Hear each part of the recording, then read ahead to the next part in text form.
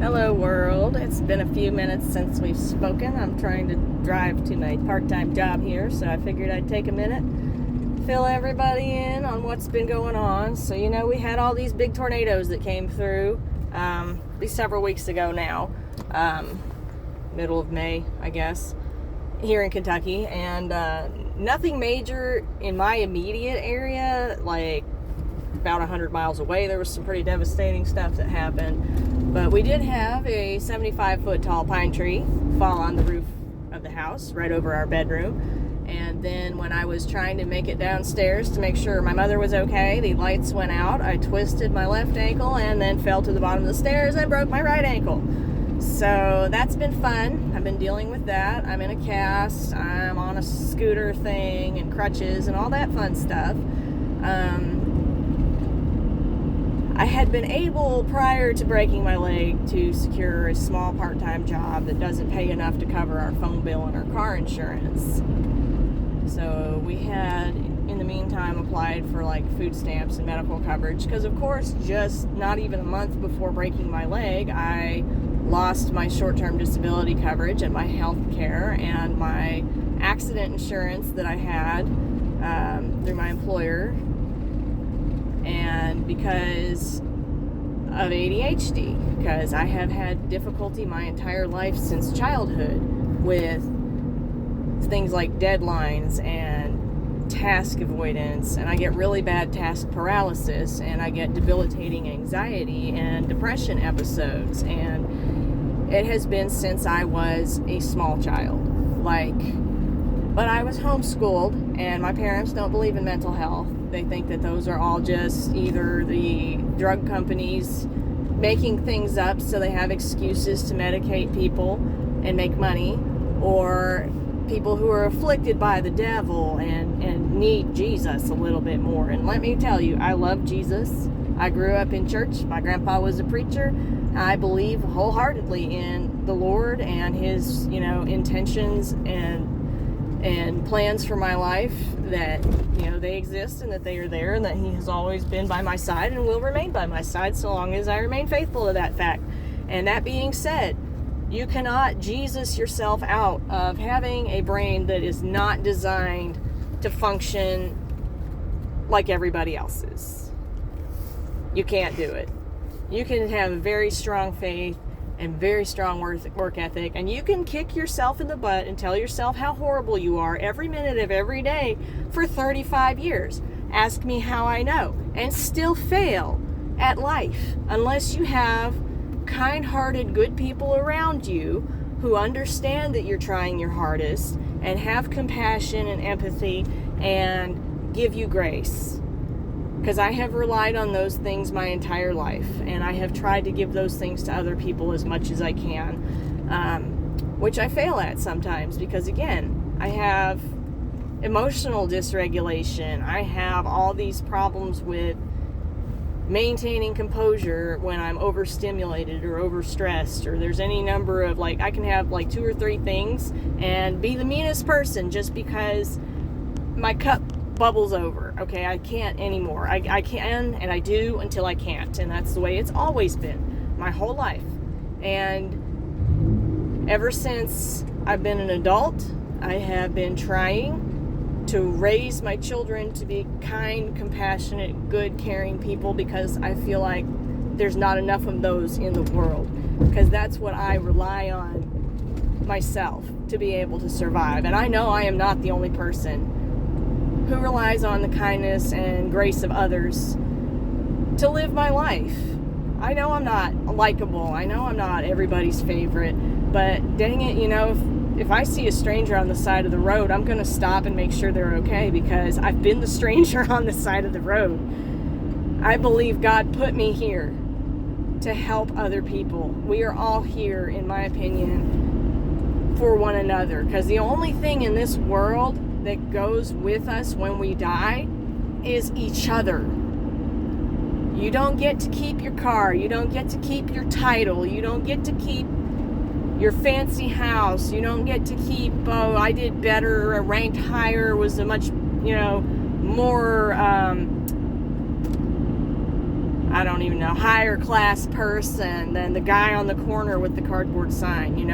We're all made from flesh and bone. From dust we were made, and to dust we will return. And the only thing that matters while we're here is lifting each other up. That is what I believe fundamentally in my soul, and that is how I have tried to live my life.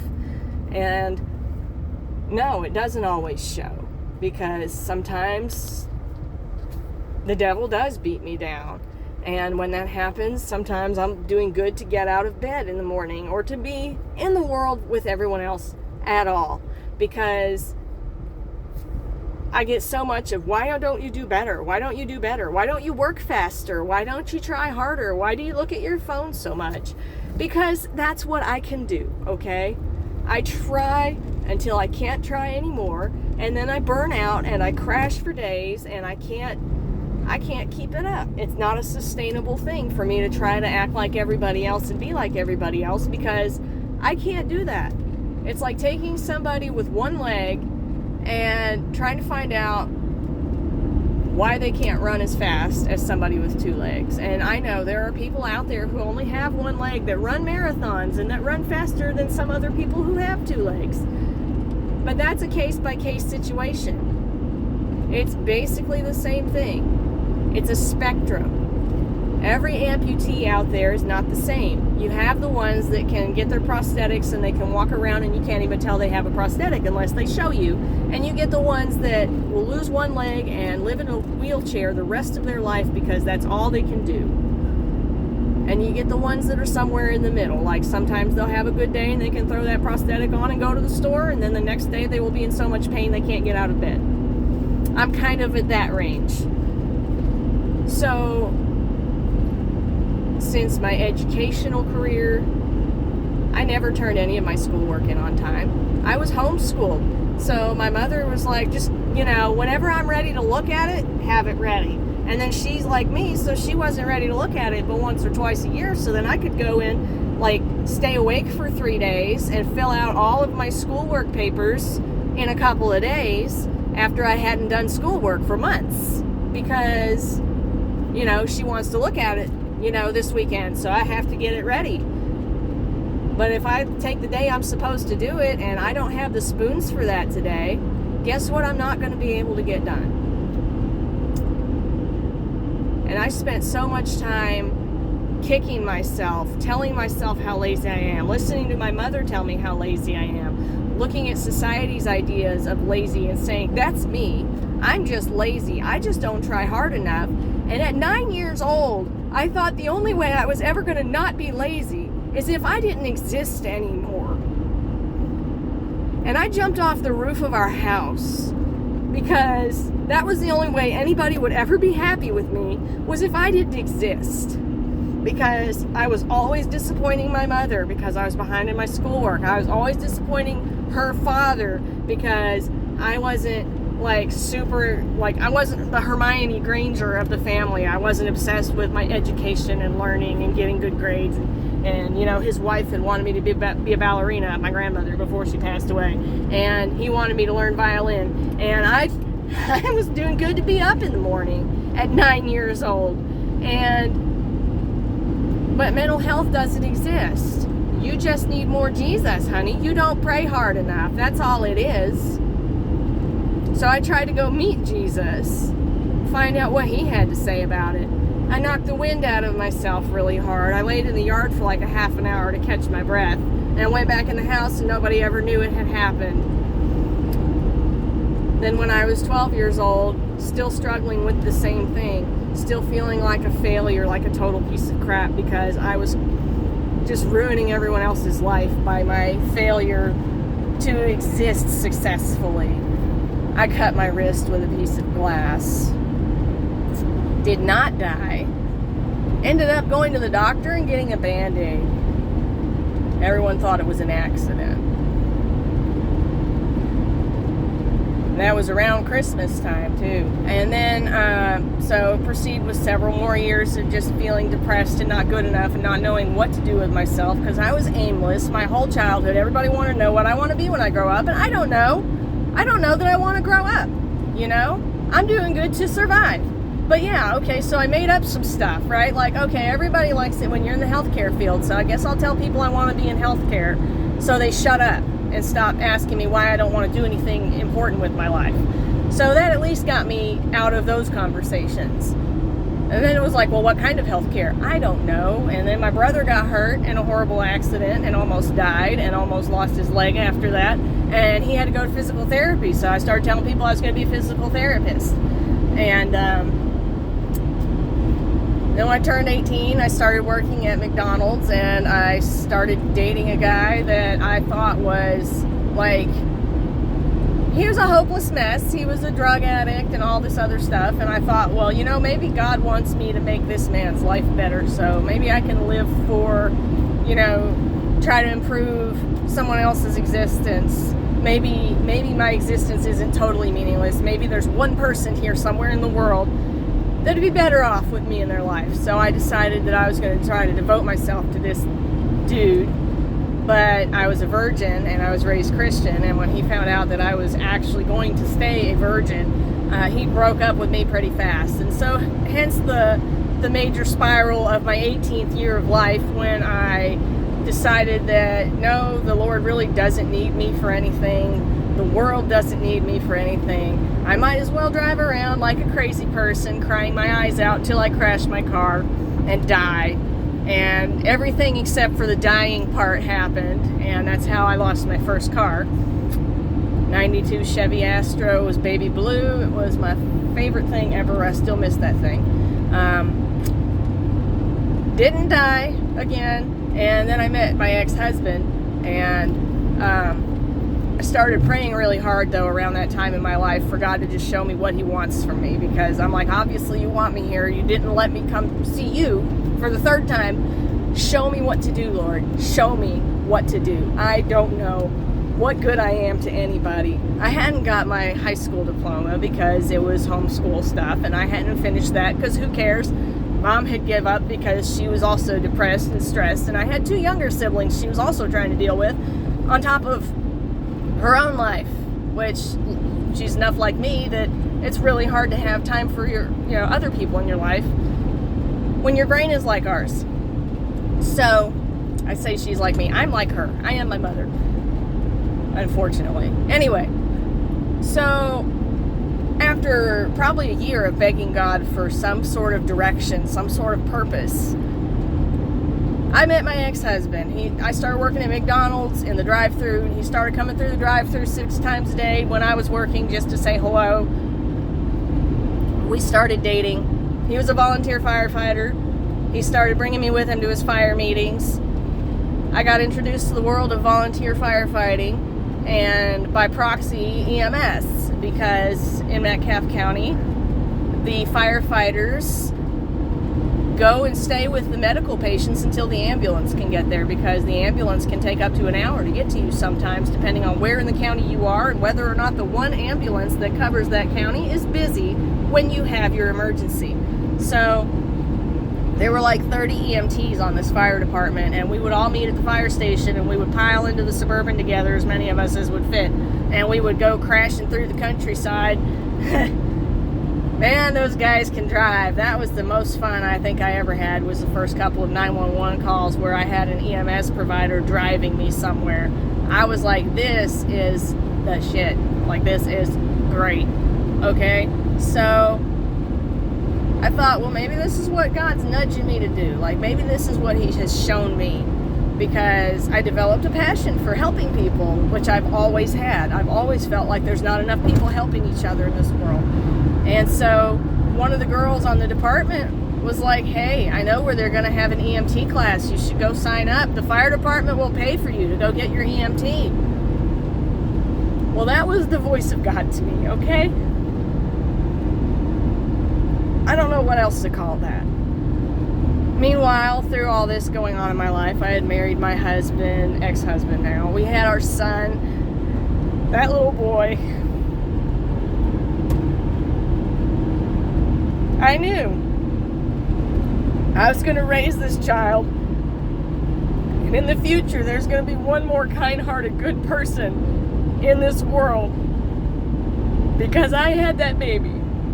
And that baby was going to grow up and he was going to take care of others. It didn't matter. It still doesn't. What he does for a living. He's 17 now. He's the best guy. I'm so proud of him. But unfortunately, I gave him my psychological problems because guess what? It's genetic. So he struggles too.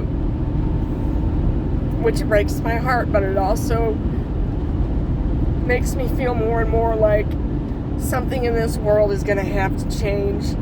The first time he told me when he was 12 years old that he hoped he didn't have to wake up ever again. I took him and I got him a diagnosis. And they diagnosed him with autism and ADHD. And y'all, that little boy is me. I mean, he is me made over in a bigger, tougher body. Mentally, emotionally, he is his mother's child. And by that time, I had worked for 7 years at the same EMS service, and I had got my paramedic because they wouldn't hire me as an EMT because there were just so many EMTs at the time. So I got my paramedic just so I could get a job, so I could take care of my child. And I got hired by the absolute most amazing director I have ever worked for. I don't care what anybody else has ever said about this man. This man was the one that gave me a chance. He's the one that met me with compassion and kindness, and when he saw that I struggled with deadlines, he told me, take your time. Just get it to me as soon as you can. I understand that it's hard for you. That's okay. We will work with you. And the day he retired, and they replaced him with somebody who told me that I wasn't good enough. That first time in my 7-8 years as a paramedic, I was suddenly not good enough. All of a sudden, it didn't matter how hard I tried. I worked so hard, y'all. I made an appointment for the first time in my life to get me a diagnosis. I started medications. I started, all kinds of, motivational stuff and praying harder. And, look, this man says he's going to fire me because I'm the worst person that works here. Not because of my patient care, because I take care of my patients. People with broken legs get morphine. People with heart attacks get sent somewhere where they can get taken care of. People on ventilators made it from a hospital that couldn't save their life to one that could because I was in the truck with them. But because I didn't write about it fast enough, so they couldn't send their bills out as fast as they wanted to make sure that they got paid as much money as they wanted. I was the worst provider that they had. Because, of course, at the end of the day, it comes down to their money.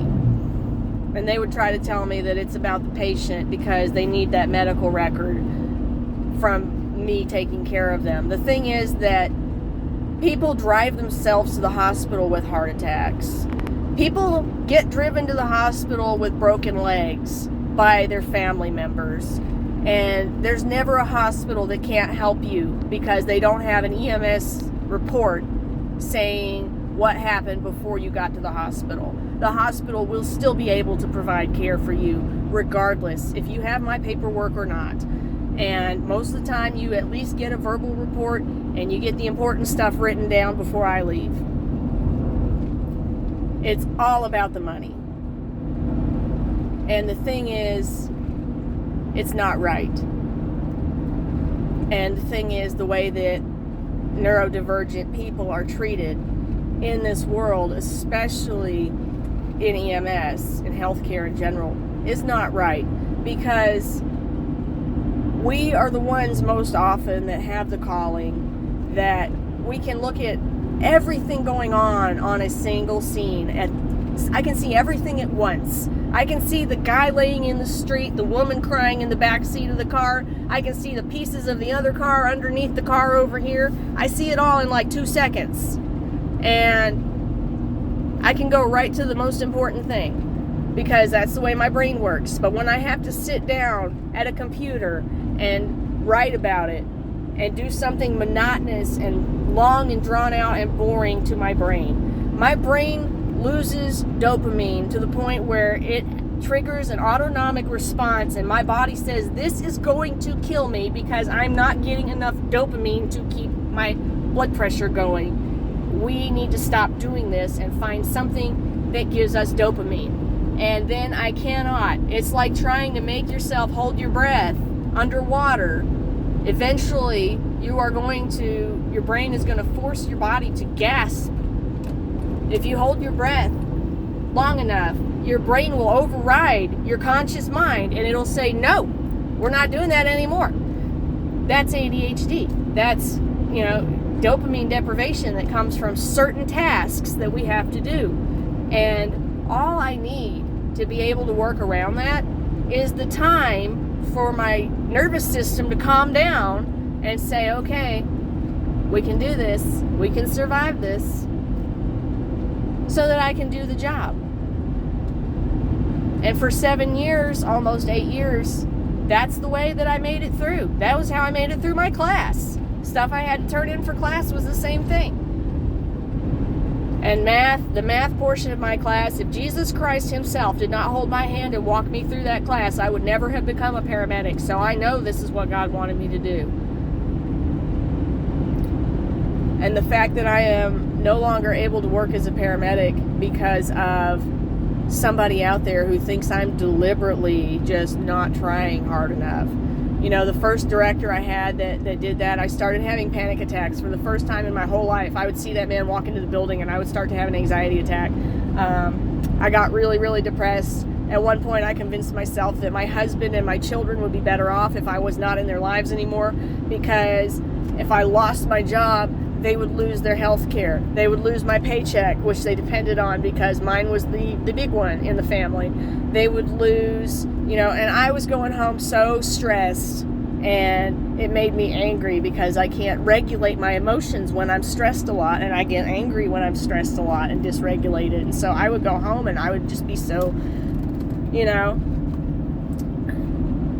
that I thought that it would be better if I just went out to the cemetery where my 2 babies that I miscarried during this period of my life are buried, and I joined them. That was my plan. I was, 28 years old? No, 30 years old. And I thought, I've got to get away from this man that I'm working for, because he's going to kill me, or he's going to make me kill myself. And so I changed jobs. My husband got his associates and was going to change jobs too, and we moved somewhere where hopefully he would be able to find another job. And things got better for a couple of years until they had the same problem with me at that job. And the thing is that at that job, I only worked 12-hour shifts, not 24, but I would take care of 10 people in 12 hours. And it takes me about an hour and a half, up to 3 hours to write a single report. So I would have 24 hours worth of work to do, 12 hours to do it in, and they would then turn around and tell me I couldn't stay overtime because they didn't want to have to pay me. And so then I started researching laws and the Americans with Disabilities Act, and I had a diagnosis by now for ADHD, but not for the autism. And I have an evaluation for that coming up very soon now. But all of this to say, the awful person I had worked for at my first job left and was replaced with somebody better. So I went back there part-time about a year after I left. And then about 2 years after that, when they started treating me so crappy at my new job, my father got really sick, started, end-stage COPD, so he started to die actively, and they would yell at me that wasn't an excuse, that I still needed to get this paperwork done by their deadline. And when he died, they had a habit there. Every time somebody's family members would die, they would do a company-wide email asking prayers for their family because, oh my God, this, poor, Steve's dad died. Everyone pray for Steve and his family in this troubling time, right? Well, my dad died, and there was no company-wide email of any kind. But I got one that asked for a copy of my father's obituary to prove that he really had died, and that I wasn't just making that up, because I took a 3-day weekend off work to build his casket and bury him. But they wanted me to prove that that's really what I was doing. So I said, you know what? I'm not staying at this place. I had a legal case against them that I had already started the ball rolling on that. And I decided that it wasn't going to be worth it. I was pregnant at the time with my youngest, and he was a healthy weight, but he was born the smallest baby I have ever birthed by over a pound. Like, all my other children were big, healthy, and he was a small, healthy. But, I mean, that's the only thing I can think of is the amount of stress that I was under during that time in my life. They had a contributing factor in that. So I went back to Campbellsville because their new director was, I thought, a friend. Like, she had worked with me before under the very first director I ever worked under, and she had stayed there through the butthole that took over and managed to climb the ranks and went from being an equal with me to being in charge of the place. And I thought, well, good, because I know her, I love her, she's such a great person, and this is going to be good for me, this is going to be good for my family. So we went back. We moved back from the city that we had moved to, back to the house we had lived in. Found out it had been eaten by termites while we were gone. Began the process of working on that. And for about 2 years, it wasn't bad. Until it was. And it turned out that same bottom line that was so important to all those other people was also more important to her than I was. And by this point, I was frustrated. I have rejection sensitivity problems anyway, and I began to feel rejected by everybody, everywhere. The only person that was ever kind to me was my very first director. And she started out kind until she wasn't. And then if I said anything about how I was feeling, I was throwing her kind words back at her and using them as weapons. As if to say it was a burden on her for her to ever be kind to me in the first place.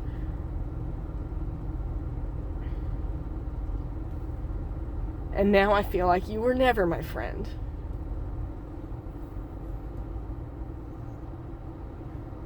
Which is terrible, really, because that's a hard hit.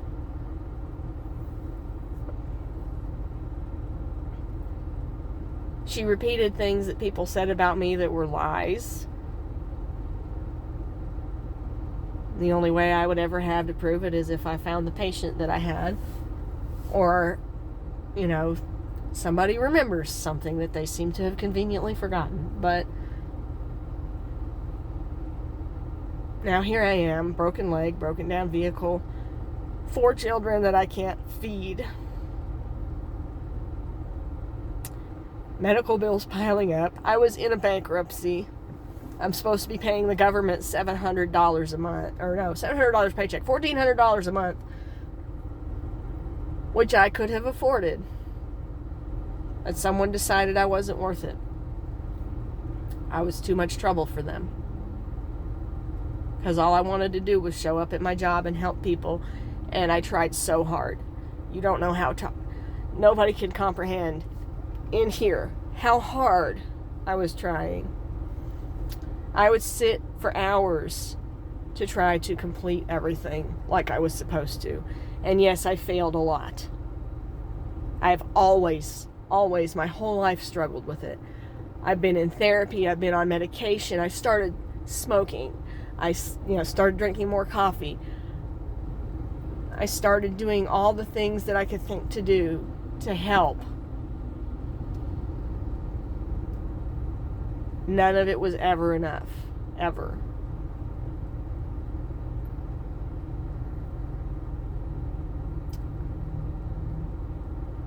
My engine's been misfiring since before I was fired.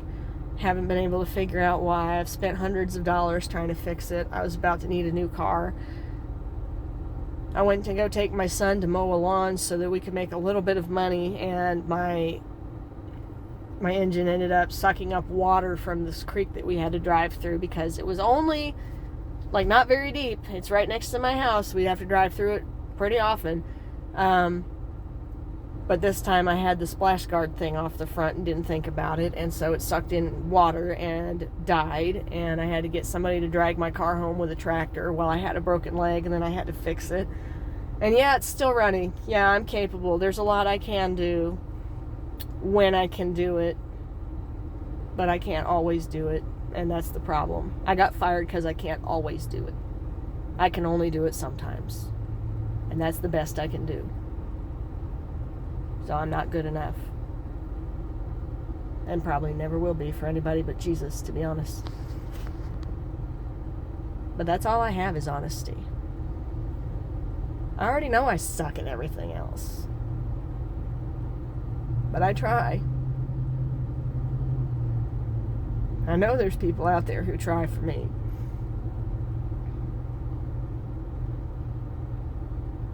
But you find out who your friends are, you find out who you can count on, and sometimes it really sucks when you find out who you can't.